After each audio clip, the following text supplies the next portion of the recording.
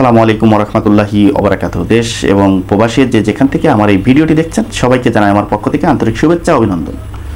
সুপ্রিয় দর্শক শ্রোতা, আপনারা জানেন যে ইতিমধ্যে আমাদের মুসলিম বিশ্বের সাথে একটি ইহুদি গোষ্ঠীর সাথে কিন্তু যুদ্ধ শুরু হয়ে গিয়েছে। আপনারা জানেন যে এই যে ইহুদি যেই রাষ্ট্রটি রয়েছে, এই রাষ্ট্রের নাম নিয়ে যদি আমি কথা বলতে যাই তাহলে দেখবেন যে আমার এই ভিডিওটি আপনারা দেখতে পাচ্ছেন না। কেন জানি ইউটিউব বলেন, ফেসবুক বলেন, যেখানেই বলি না কেন, আমি আগেও কয়েকটা ভিডিও বানিয়েছিলাম, কিন্তু সেই ভিডিওগুলি আমার ফেসবুক থেকে অটোমেটিক উঠিয়ে নেওয়া হয়েছে। এবং এই গানটির বিরুদ্ধে কথা বলতে গেলেই যেন কেমন ভায়োলেশন চলে আসছে, কপিরাইট চলে আসছে এবং ভিডিও কন্টেন্ট খুঁজে পাওয়া যাচ্ছে না। এজন্যই এই সমস্যার কারণে মূলত আমি এই রাষ্ট্রের নাম বলতে পারছি না।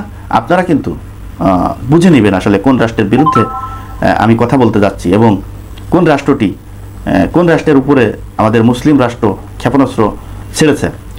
এখন আমাদের মতো যারা সাধারণ জনগণ রয়েছে তারা কিন্তু চিন্তা করছে যে তৃতীয় বিশ্বযুদ্ধ কি এই লেগেই যায়, এরকম একটি আবহাওয়া কিন্তু পাওয়া যাচ্ছে।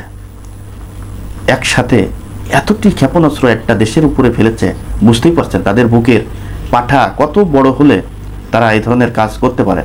আপনারা জানেন যে এই যে ইহুদি যে রাষ্ট্রটি রয়েছে, সেই রাষ্ট্রটি কোনোভাবেই কারুর কথা না শুনে, কারুর কথা না মেনে তারা যেভাবে মুসলমানদের উপরে অত্যাচার করে আসছে দীর্ঘদিন যাবৎ, অত্যাচার করতে করতে এত পরিমাণ অত্যাচার করেছে যে সেই অত্যাচারের সীমা আসলে ছাড়িয়ে গিয়েছে। একটা সময় দেখবেন অত্যাচারী যেই দলই হোক না কেন, অত্যাচারী যেই রাষ্ট্রই হোক না কেন, অত্যাচারী রাষ্ট্র কখনোই সারা জীবন টিকে থাকতে পারে নাই, এরকম কোনো ইতিহাস নাই।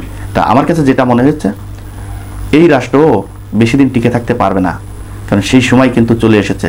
অলরেডি যারা ক্ষেপণাস্ত্র ছুড়েছে তারা বলছে যে আমরা যে কোনো যুদ্ধ মোকাবেলা করার জন্য প্রস্তুত রয়েছি।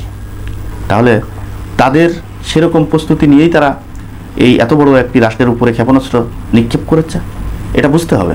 তাই এই মুহূর্তে, এই সুযোগে যারা মুসলিম কান্ট্রি রয়েছে তাদের এই মুসলিম কান্ট্রির পাশে যে দাঁড়ানো ছাড়া আমি আর কোনো কিছুই দেখছি না।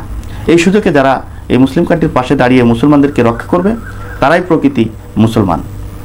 দর্শক, আজ এই পর্যন্তই। পরবর্তী ভিডিও দেখার অনুরোধ জানিয়ে এখানে বিদায় নিচ্ছি। আমি মোহাম্মদ মিতুল হোসেন। আসসালামু আলাইকুম ওয়া রাহমাতুল্লাহি ওয়া বারাকাতুহু।